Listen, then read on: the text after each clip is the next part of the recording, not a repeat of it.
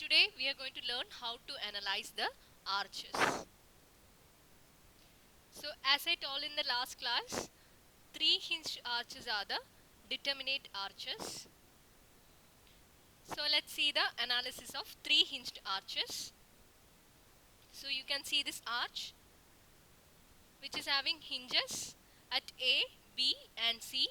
We know that A and B are the springing points and C is the crown point, and the arch is subjected to some external loads as in the figure. The loads can be concentrated or UDL or the combination of those both. So here what are the reaction components in the structure? What are the support reactions in the arch? So here the reaction components are the vertical reaction at A, the horizontal reaction at A, the vertical reaction at B and the horizontal reaction at B. So these four reaction components are acting on the arch. So we know that while doing any analysis, we usually calculate the support reactions.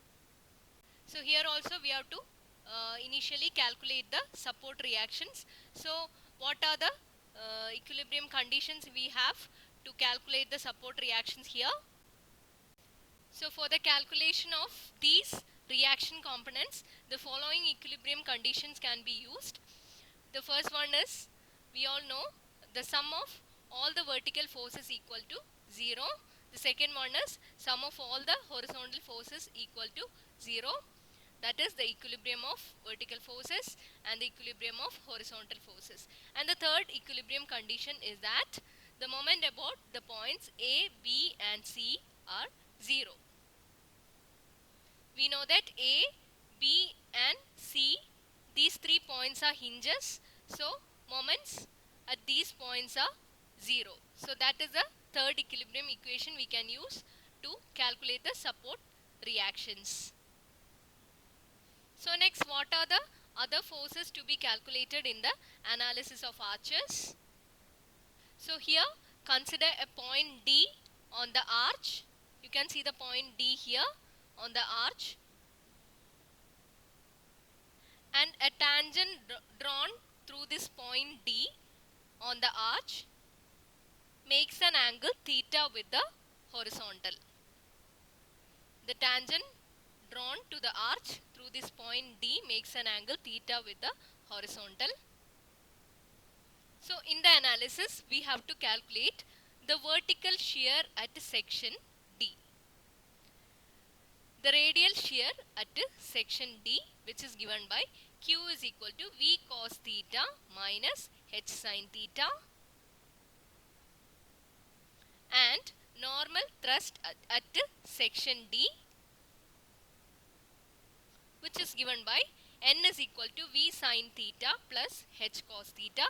So these two equations we have to remember actually to calculate the radial shear at section D and the normal thrust at section D. What is theta? Theta is the angle drawn through the point D to the arch with the horizontal. And here in these equations, what is V and H? V is the vertical shear force at section D. V is the vertical shear at section D, and H is the horizontal support reaction component. So in the analysis, we have to first of all calculate the support reactions and then go for the calculation of radial shear at section D and normal thrust at section D. So let's go for a problem. So the first type of problems are in circular arches. So let's see the question. A 3-hinged circular arch hinged at springings and at crown point has a span of 40 meter and a central rise of 8 meter. It carries a UDL of 20 kN per meter over the left half of the span, together with a concentrated load of 100 kN at the right quarter span point. Find the support reactions and normal thrust and shear at a section 10 meter from the left support. So whenever you get a question like this, draw the figure correctly. The arch is a circular arch. It is having a span of 40 meter and a central rise of 8 meter. So this is the arch. It is having a span of 40 meter. That is the distance between the points A and B is 40 meter and a central rise of 8 meter, which means the springing point and the crown, the level difference between the springing point and the crown is 8 meter. So the left half span carries a UDL of 20 kilonewton per meter, and there is a concentrated load of 100 kilonewton at the right quarter span point. So this is the right quarter span point. There is a 100 kilonewton load. So this is the right half. In that, at the quarter span, there is a 100 kilonewton load. So question വായിച്ച ഉടനെ നമ്മൾ figure വരയ്ക്കുന്നത് വളരെ correct ആയിരിക്കണം, അല്ലെങ്കിൽ നമ്മുടെ question answer മൊത്തമായിട്ട് തെറ്റും. So half span means up to 20 meter. Span is 40 meter, which means from the springing point to the crown point, the horizontal distance is 20 meter. Because the crown point will be at the center, because there is no level difference between A and B. So the crown point will be at the half span, mid span of the span. So now we have to calculate the support reactions and the normal thrust and shear at a section 10 meter from the left support. So our section, the point D is at a distance 10 meter from the left support. That is from A to this D, the horizontal distance is 10 meter. So in this problem we have to calculate the support reactions and the normal thrust and radial shear at this point D, at section D on the arch. So understand the question first of all very well, and then start the solving the problem. So first of all, apply the equilibrium conditions. So here we can say VA plus VB is equal to 20 into 20 plus 100. So this the length of this UDL is 20.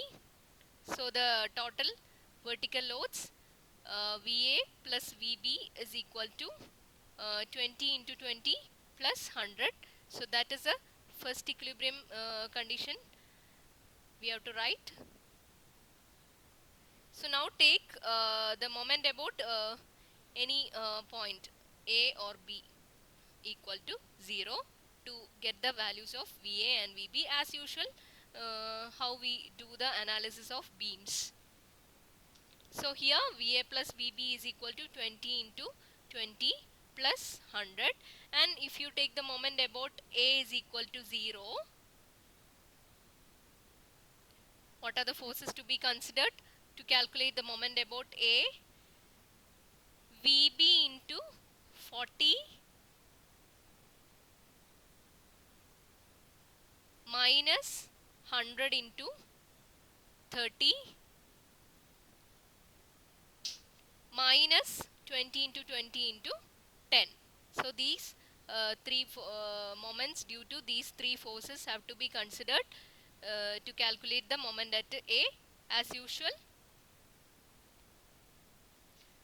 So here the moment about A will be VB into 40 minus 100 into 30 minus 20 into 20 into 10. So here we get the value of VB. So if moment about A is equal to 0, we get the value of VB, and VA from the first equilibrium equation we get the value of VA. As usual, how we do in the analysis of beams. So here we have calculated the support reactions VA and VB, but it is not over. because we have to also calculate this horizontal reaction H. Here we know that the horizontal reaction at A is equal to the horizontal reaction at B, because both are at the same level. So to calculate this horizontal reaction H, we can use the equilibrium equation. Moment about C is equal to 0. Moment about this crown point is equal to 0 we can use, because there we have to take the moment due to this H also. So we from that equilibrium equation we get the value of H. So from this figure, what is the moment about this crown point C? Either from left side or from right side we can choose to calculate the moments. So if you take from the right side, take moment from the right side about this point C, it is VB into 20 minus 100 into 10 minus H into 8. So take moment about point C. So if you take moment about point C, it is VB into 20 minus 100 into 10 minus H into 8 is equal to 0. Taking moment about C is equal to 0. So here we get the value of H from the above equation. Taking moment about C is equal to 0. Using that as equilibrium equation, we get the value of the horizontal reaction component. So now we have already calculated all the support reactions. We have calculated VA, VB and H. Now we have to calculate the normal thrust and radial shear at this point D. So for that we have to first of all calculate the angle theta. So we know that this arch is a part of a circle, and this point D makes an angle. Actually, in the last class we have seen that if we draw a line between this point D and the origin, this line makes an angle theta with the vertical. This horizontal distance is 10 meter, we know that, and this distance is also 10 meter, because D is at a distance 10 meter from the left support. So this total distance is 20, therefore this distance is again 10 meter. So we have to calculate the angle theta. We know that this angle theta is the angle made with the horizontal, this tangent drawn through the point D to the arch. Also this angle theta is the angle made by the line joining the section D and the origin with the vertical, as in this figure. So from this triangle we can calculate the value of theta by applying simple trigonometric relations. But for that we have to know this length, the radius of the circle. This length is nothing but the radius of the circle, that is the distance between the section D and the origin. It is nothing but the radius of this circle, for which this arch is a part, and this is a circular arch, and we have to first of all calculate the radius of the circle for which our arch is a part. So how to calculate theta from this figure?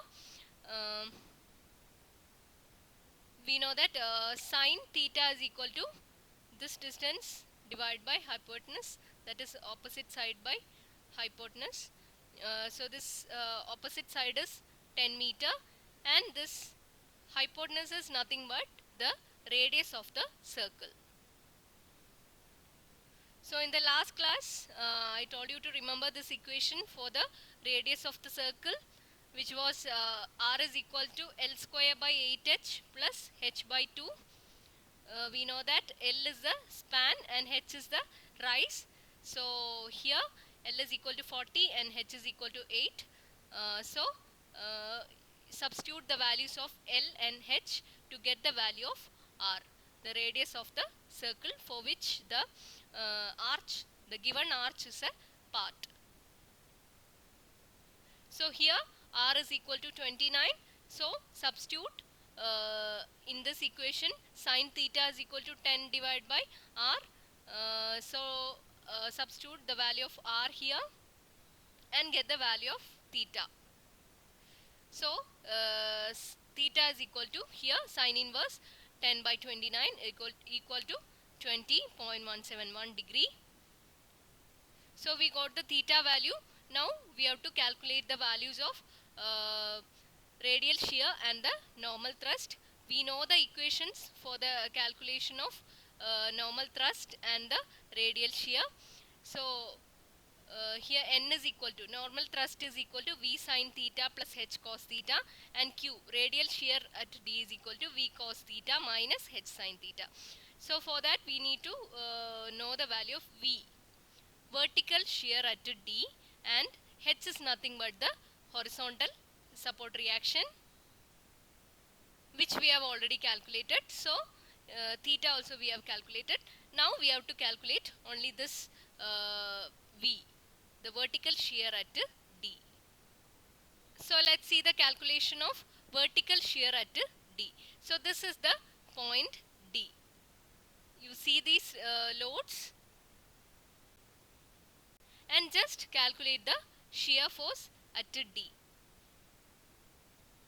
for the loading as shown in the figure. So we know while calculating the shear force also we can take from left side or from right side, but from only one side we can take. So if we here if we take from the left side, VA minus 20 into 10 will be the shear force at D. You know how to calculate the shear force at D. Usually how we do it for the beams. Similarly here you calculate the vertical shear at D. So if we take from the left side of the section D, VA minus 20 into 10 is the shear force at D. Shear force is nothing but the sum of all the forces up to the section. So here it is VA minus 20 into 10. So the vertical shear at D equal to VA minus 20 into 10. Substitute the value of VA and we get the value of V, capital V. The vertical shear at D is equal to 125 kilonewton here in this problem. Now just substitute all the values of V, theta and h to calculate the normal thrust N and the radial shear Q. So here the normal thrust N is equal to V sin theta plus h cos theta. We have calculated the value of vertical shear V already. Theta value we have calculated already. H value, the horizontal support reaction, we have already calculated. So substitute the values of V, theta and h to get the values of normal thrust and radial shear. Just use these equations, and here normal thrust is equal to V sin theta plus h cos theta, and radial shear Q is equal to V cos theta minus h sin theta. So these equations also you have to remember. So calculate the values and write the values, and don't forget to write the unit everywhere. Whatever force or moment you calculate, always remember to write the unit along with the value. So this is the first type of problem in the analysis of arches. We have considered the circular arches. So this is how we do the analysis of circular arches.